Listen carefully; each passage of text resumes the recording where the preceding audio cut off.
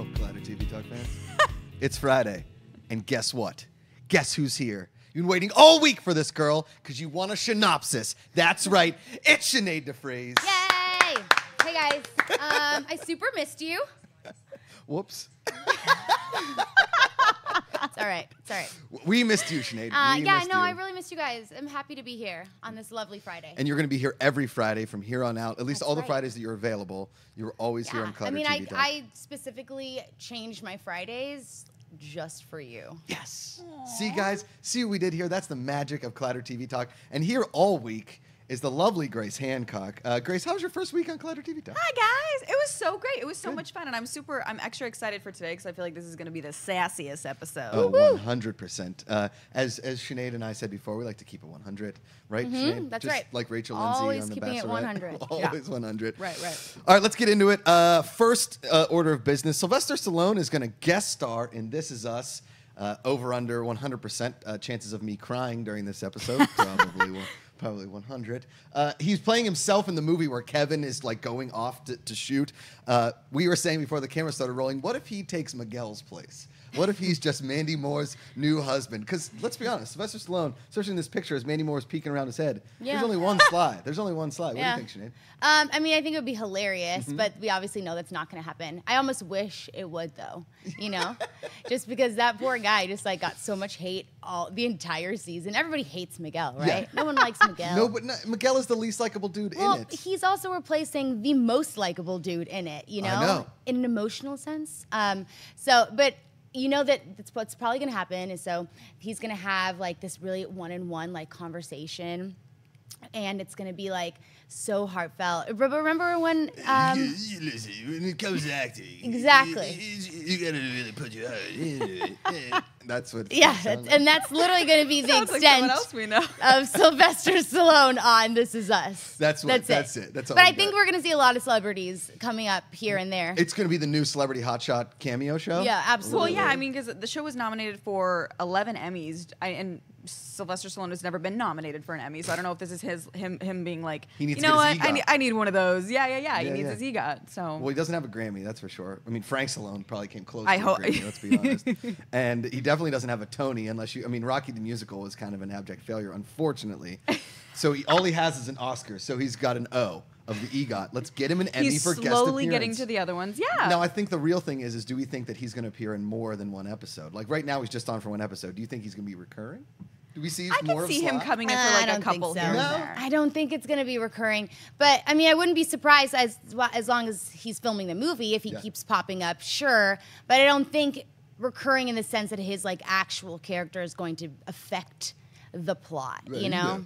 Yeah, like maybe more like on the fringes. Right. The fringe. It's also, like, incredibly random. It really is. Like, of all the people. Because they did. Sly. Yeah. Well, him and Milo did Rocky Balboa Rocky together. Balboa. Yeah. Yes, he was his so son. They're like buddies in real life. Oh, there you go. And now in fake life. Oh, Milo interesting. Ventimiglia seems to have very long arms that reach everywhere in Hollywood. All right, what's next, Grace? All right, so next we're going to go to the synopsis of Game of Thrones. Oh, whoa, look at that graphic. That is creepy. Oh, man. She's the mother of dragons. Oh, shit. Look at her. Look at those sleeves. Wow. Ray Aura really went out of his way on this That is legitimately kind of terrifying. D. Griff, what do you think of that? What of that graphic? D. Griff in the crowd today for TV Talk? I feel like my head is abnormally large in that picture. I don't know. I kind of like it, Sinead, not going to lie. Yeah, I mean, I like it too. It's just, it's a little scary, you know? I do feel empowered though, you know? Definitely. Something's changing inside of me right You are now, the South African mother of dragons. as I'm looking at that image. Do we have a synopsis? I don't even think I can do a good Daenerys impression because she's so like serious and she has like an RBF, but in a very sophisticated way. My RBF is just like, Tell me, Lord I'll cut Varys, you know? You happen to undercut Are you doing my it right father. now? Wait, do it. My RBF is like, Oh, Oh, shit, that's I pretty felt fucking that. good. Yeah. it's just like I'm very not Cold. interested. Hers is like, The Daenerys. That was pretty, I like that. That's pretty on it point. could be RDF, resting Daenerys face. yeah, that's true. Yeah. Are you guys ready for this? We're ready for sort of I'm synopsis. thrilled. This is season 7, episode 3, Sinead de Vries. Yeah. Let's hear it. Yeah. All right. The moment we've all been waiting for, I think. Jon Snow has come to meet Daenerys. His hair is pulled up, half down for the occasion, and he's sporting an all-black ensemble, as is everybody else in this damn show. He totally just got the shit scared out of him by Dany's dragon. That's my dragon. That's good. And Peter Dinklage is like, LOL. Meanwhile, homegirl on that cliff trying to pretend she's too shy to go down and meet Jon. Girl, you shady as fuck and you know it. The bald man knows it too. Inside, the girl who got all the action is giving the longest intro for Daenerys ever, and Peter Dinklage is like, bitch, what are you saying? Jon Snow's bodyguard doesn't have time for this shit. He's like, here's Jon. Now Daenerys is apologizing because her dad killed like all of Jon Snow's family, and Peter Dinklage is like, But Jon didn't come for an apology. He needs some help killing the zombies, and it's a damn shame that nobody believes him because I've seen them, and they're not cute. Ooh, Daenerys just dropped the mic because do you know what kept her standing all those years? Faith.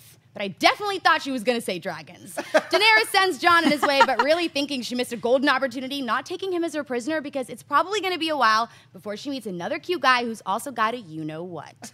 Switching kingdoms, Cersei's suitor just brought her some presents. She's pleased, and apparently that's not going to change because homie's got some plans. Cersei's on another level. That sand bitch clearly had no idea who the fuck she was messing with, but girl is evil. And now she's giving her brother a blowy. No big deal. I had to look away, and that's saying a lot, but yuck. I will say, however, nice asses. Peter Dinklage is trying to make nice between Jon and Dany. He tells Daenerys to give Jon something by giving him nothing, and that just became my new life motto. Ooh, sparks are flying. Poor Jon just wants somebody to believe him. Don't worry, dude. I think she does. OMG, totally forgot about that redhead bitch back home. Her life coach is talking some shit, but he's mad shady, too. And the little Stark boy has returned. Brother? The Inhuman is healed, and he's very grateful, all thanks to the bedpan guy. But sorry, no promotion for you. Things are happening, people are dying, but the Lannisters are super smart, and they got the hell out of Fraggle Rock, or whatever the fuck it's called. Cersei's brother is having tea with an old lady who's trying to warn him that his sister is evil, but he is so sprung for this bitch, there ain't no going back. Oh my God, he's killing the old lady. I thought they were friends. Oh wait, she killed his son. She can die. R.I.P. bitch. Show's over. The synopsis, it gets better and better every week. My goodness, you really should do this as like professionally on HBO. Like they should hire you for it. It is so good.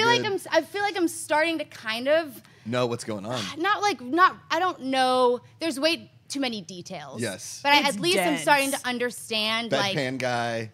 Yeah, and Inhuman. but like those people, like I don't know their connection to anything. And anytime somebody else comes on the screen, I'm like, who are you? Where you're from? To be honest with me, it took me 6.5 seasons to figure out their connection as well. So yeah. Right. Yeah. And it was great because like my dad walked in as I was watching like seriously like going down on her bro, and I'm like, and he's like, oh yeah, and I'm like, oh Dad, hi, Get me out of here. and I was like, wait. Aren't they related? And he's like, yeah, but they're like really in love. And I'm like, ew.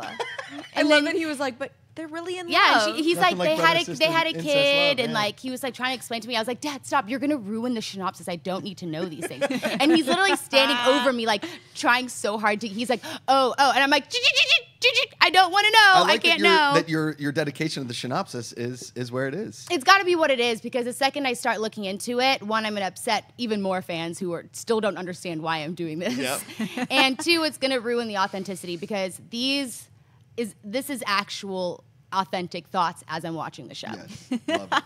All right, let's move on. Grace, what's next?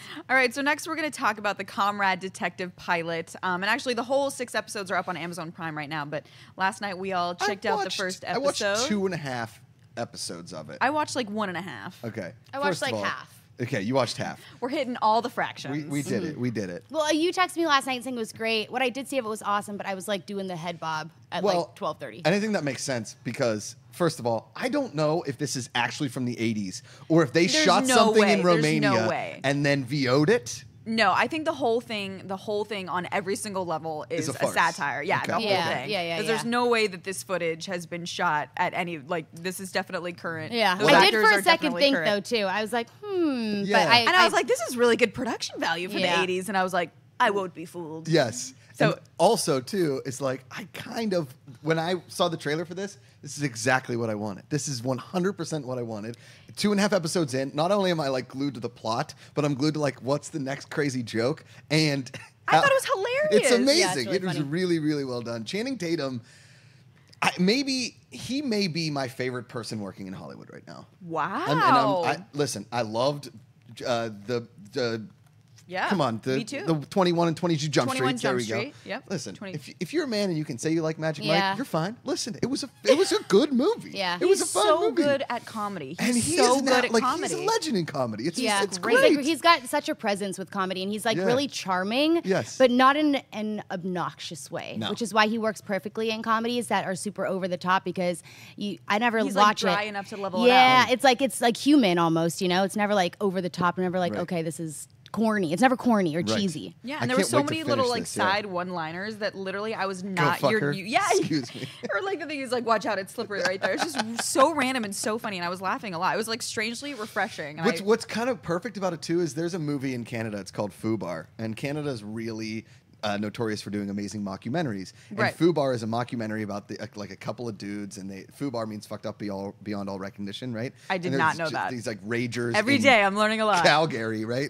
And you don't know that it's part mockumentary, part actual documentary because they interview real people, and that's what I get from Comrade Detective. Is like this is Romania still, Yeah. and it looks legit Romanian. So like the fact that they were able to do like hat on a hat on a hat is probably the most impressive part of the series, and the fact that I'm this glued to it is just perfect. Yeah. It's so well done. I was love very it. surprised. And I love that like one random redhead guy who literally looks like some 15-year-old that they put like in his dad's clothes with like a Ron Weasley getup. And I'm like, who is And like he's- it's and he's so voiced great. by It's Jason so Mantzoukas. random. Yeah. It's so great. It's so funny. So All right, funny. Let's move on. What do we got next? All right, so now we're going to also move on to another new series. All of the episodes went up last night on Netflix for the new Wet Hot American Summer. This is the 10 years. post to the prequel. So there was a prequel. There's a movie, then a there's prequel. the film, the prequel, and then this is the 10 years forward when 10 they all years go back for forward. the reunion. You've been on this for a while. Oh yeah, this is my jam. Okay, in the actual movie, there's an amazing scene that they play and then Right, add new right. characters in, which is so Wet Hot American Summer. That teases into this because like guys, this is our last day at camp. I'm gonna miss all you guys. We should get together 10 years from now in this Yeah. exact same place, and that's exactly what they're doing. Is 10 years later, and I will say, and I am the biggest apologist of Wet Hot American Summer. I'm 5 episodes in, and I think it's hysterical, but it's not as good as Yeah, the it's not prequel, great. It's and always going to hold like a special place in Yeah. all of our hearts. It's but good. It's good. It's for me. It's like the most watered down correct. of all the franchise of this. But I can't like Victor. I can't like he's Yeah. so wonderful. Like they're all so wonderful. I dressed as Victor Kulak, who's played by Ken Marino, for Halloween Of course you did. 4 years ago, right? And his outfit is like a sleeveless gray shirt with like a puka shell necklace, the shortest jean shorts ever, and an afro wig, right? And I got separated from my friends during the West Hollywood, Hollywood Halloween, which is very, that's very like- gay. And I'm walking home at like 3:30 in the morning. I'm really drunk, and a car full of dudes just pulls up to me like, "Do you need a ride?" And I was like, my apartment is 2 miles away, but I'm gonna say no because I don't know what could possibly happen at this point. Like, would I get kidnapped? Victor's getting you into trouble. All of a sudden, I'm like working at the Abbey. I'm like, I don't know how all this happened. It all happened in 24 hours. And we find you 10 years later. We're like, Yes. Josh? Yeah. The problem is that a lot of the characters are so well done, and a lot of the characters just aren't as well done. Maybe. And Yeah, I know like the what you jokes mean. are fewer and farther between, but it's still super, super funny. Like it's still very, very funny. It's just Yeah. like almost maybe because last year's prequel we were waiting so long for it and we're seeing this again that it's almost like we've treaded this water before. So where should somebody start that hasn't seen any? Gotta watch the movie. Yeah, Okay. start with the film for sure. Start with the film for sure. You could go watch the prequel, but you could go right into this one and be totally fine. But like, we should watch the prequel. You should definitely watch the prequel, but you should watch the movie first before you do anything. Okay, so just go in order. Yes. Yeah. So just go in order. There you go. Okay, good to know. Yeah. Good to know. All right, what's next? And then did we want to Grace? circle back and let Oh, you guys yeah. talk about The Bachelorette? Yeah. Do you want to talk real quick about the Yeah, let's Bachelorette? do it. Mental All. Mental All was a little boring. It was a little boring. Just like this season. Yeah, and I know it was boring because I like got up multiple times, and like went to go like do things around Like the I house. came back and didn't miss anything. But there was an epic moment with Lee, right? Everybody calling him a racist. Yeah, basically. and like them pulling up the tweets, and it's almost like I was like cringing for him. He made Yeah. like some really bold statements comparing the KKK to what was he comparing it to again? Oh, I forget. I watched this Monday.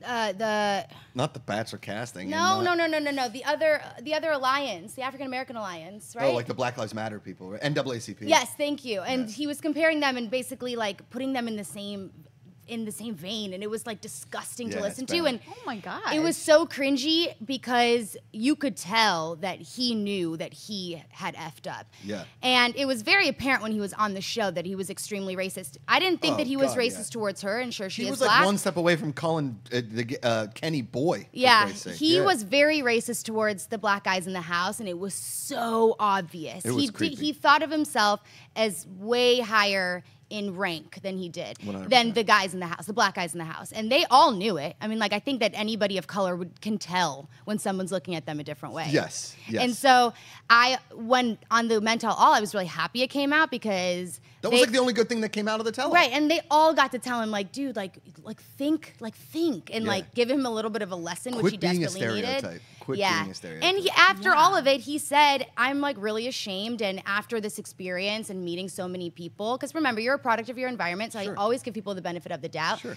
So that was a pretty good thing that came out of it. Other than that, it's kind of like, I'm really bummed that Dean is confirmed for Bachelor in Paradise. Yeah, Dean's Bachelor in Paradise. What the hell? Who's going to be the Bachelor? Like this is. I'm telling you. First of all, who do you think is going to win going forward? Because Monday's the winner. Brian, Peter, and Eric, right? Yes. I still think that Peter's going to win. Peter's going to win. Then, I'm leaning towards Brian, but I think Peter's probably the wise choice, and it's a shame that Eric isn't like just a little less like because I think he would be the next Bachelor. I really do too. He's very personable and like very personable. He's like very likable. It's up until he gets like too I don't like. He gets like so up in Rachel's face. It's like yeah. Much. They need like someone super polished, like girl next door, guy next door type. Yes. Which is why I thought Dean was perfect. Which is why like Corinne could never be the Bachelorette. Exactly. Yes. Yes. But that would be pretty awesome. I'm looking forward to Bachelor in Paradise mostly to see like the controversy. Right. It's all coming up here this summer. I'm BIP. All right, Grace, what's next? All right, and now we're gonna head into our Friday special. De Vries-Style. De Vries-Style. Look at your logo. Ooh, How I love sick it. is Oh, that? dude, that's sick. That is the Vries-Style. That's sexy. So Josh texted me last night. He's like, we're going to do this segment. Like, you can just talk about whatever you want. Yeah. And I was like, okay, like what? And he was like, whatever. Literally whatever. We're just going to talk about it. So excellent. I started thinking about all these things. And I was like, well, why don't we talk about the life of a host, right? Okay. And specifically, like, interviewing celebrities. Sure, for sure. So I was thinking about this the other day. So I always go back and forth between whether or not I like to do junkets, right? Right. Because one, I like meeting new people, namely celebrities. Sure. And I like talking about projects that I enjoy. What was crazy too was one junket you went to meet one of my friends who was in a movie, and you couldn't have been less complimentary of him. Well, that's what I was going to speak about, and I will not say his name out loud. Course, yeah.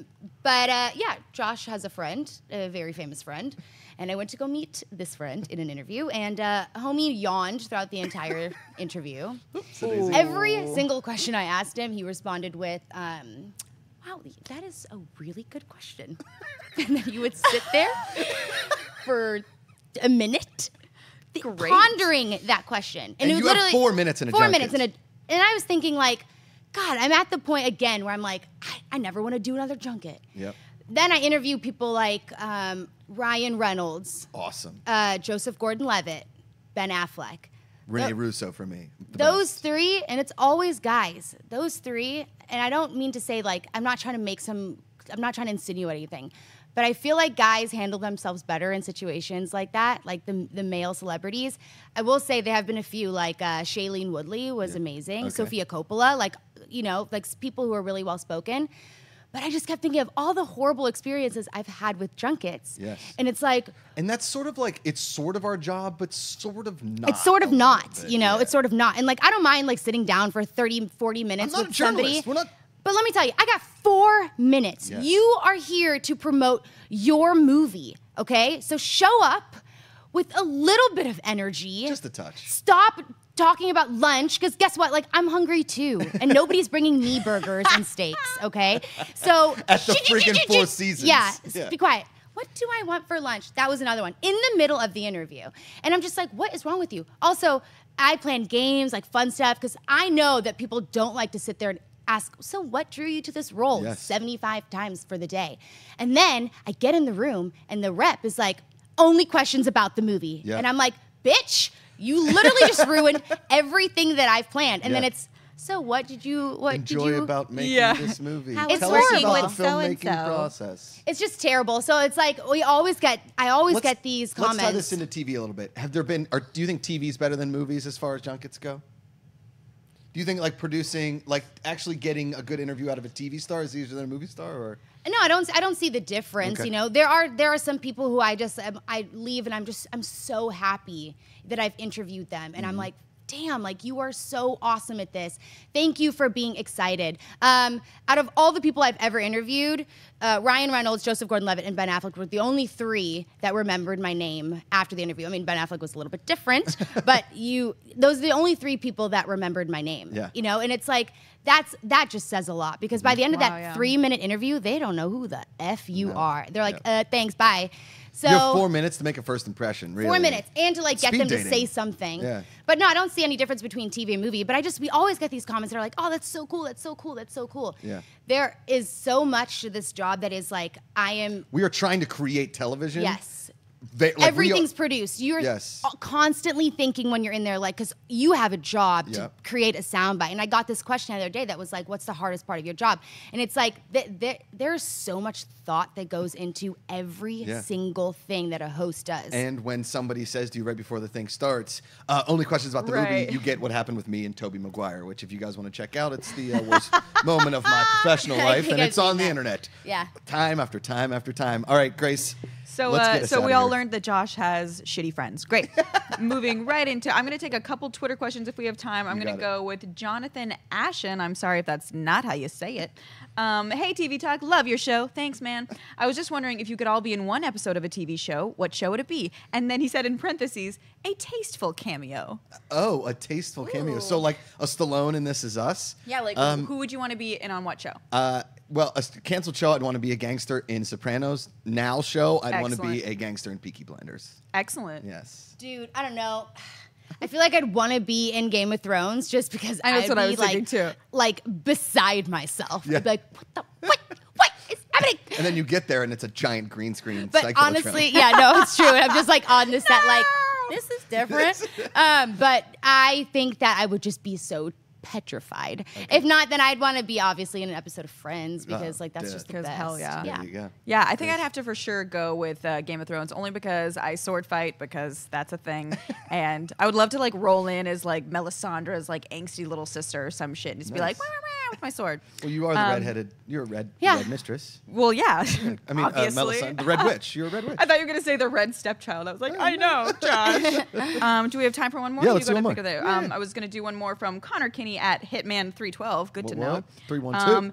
At Mrs. Graceface, if you could be turned into any canned food a la Wet Hot American Summer, what would it be? His answer would be, of course, Spam. Spam. Good. Meaty, healthy for you, Hawaiian. I'd go, I was always a huge fan of canned peaches. Loved peaches. That's the cutest thing I've ever I love heard. it. Good. It's sweet. I'm it's literally, great for I'm not gonna kid you right now. I was going to say the exact same thing. Canned peaches? Yeah, This I is grew so up on that sweet. stuff. Me too. My mom would put canned peaches in a bowl and put like Cottage cheese. No. We put condensed milk in it, Oh, like just that a little sounds bit Like of the powdered stuff? Yeah, Yeah. don't make that face. No, I don't know what condensed milk is the honey of the earth. It is. It's so good. Well, now I'm going to try this. This sounds It's great. so good. You just need a little bit. Just a Condensed touch. milk. It's Just a touch. it's like cream, like Like sweet. creamy. No. I totally. Peaches and Me cream, Me girl. and Sinead Oh are no! canned I thought you were peaches. gonna say whipped cream, which is like I could just like straight out the can. Yeah. Like, no shame. Well, if you like whipped cream, you'll like condensed milk. I'm learning. I see guys every day. I come out with a Learning cool new thing. things, I girl. would for sure be a can of olives because I love olives and Black or the pimento green? I think I'd have to go with black. I've never I never liked olives. I thought deeply about it. Yeah, I feel like olives are like a love or hate. Olives are great in a martini. Other than that, I'll pass. Ooh, now I And want you're a Italian, so that's martini. saying a I know, lot. I know. Wait, I take that back. I do like olives, I think. I'm thinking Josh about is like, I olives. eat olives and everything. Damn it. He like pops one in his mouth. I guess they're okay. All right, let's do a pick of the day. All right, here. This is basically my version of a Twitter question. If you were offered a laugh track for your life, would you take it? No, that would annoy the absolute shit out of me. Okay. Because guess what? Like, I'm very serious like 80% of the day. 20% of the day, I'm like off Your my laugh rocker. track would just be boring. But also, like, people would laugh at things like I'm really sarcastic, so Yeah. they would start laughing at things that are not supposed to be funny, and that would just annoy me. Okay. I would be like, I couldn't handle it. No laugh track for Sinead. No laugh track. Grace Hancock. Yeah, no, I gotta go with a big ol' hell no. It like the very few shows that still have those. Every time they turn on, I'm like, you should. Yeah. Big They're Bang so Theory. irritating. So There you no, go. and There's I always like I that don't need one one because like person I'm very Yeah. fun. You can so. hear. I think I would Yeah, want. there's like some weird guy that they're like you in the hat, Yeah. like make it big, and I he's think like, it would be okay. awesome if I could do like a laugh track, but I turn it on and off. Like if I need it for a Yeah. certain situation, I'm like, That would be oh, I kinda need funny. the laugh track now. Let's go. But How great if it like constantly- starts to go? You're like, not now, Not guys. now, shut up. Yeah, that would be funny. Like, That ah! would be, I would like that. Good. All right, before we get out of here, where can the good people find you on the internet? Sinead de Vries. I'm online at Sinead de Vries and at thatsocianead.com. I'll be back next week, Next week. for more TV talk stuff. So. Can't wait to have you. You're the Fridays, best. See you there. Thanks, Sinead. Fridays. Grace Hancock. And you guys, thank you so much for letting me crash this week. You can find me everywhere at Mrs. Graceface. And I'm at Josh Macuga, Twitter and Instagram. The Josh Macuga Show on YouTube. We're here every single day, 11 a.m. PST, only on Collider Video. We're here every day next week, every day the week after. New guests, new people, maybe Allison Keene from Collider.com reporting on the TCAs. You'll have to see when we join you next week here on Collider TV Talk. As always, put down the book, pick up the remote, dragon. Jesus. Hey guys, if you like this video, click the thumbs up button. Also, make sure you subscribe to our YouTube channel. It'll help you stay up to date with everything we've got going on here at Collider.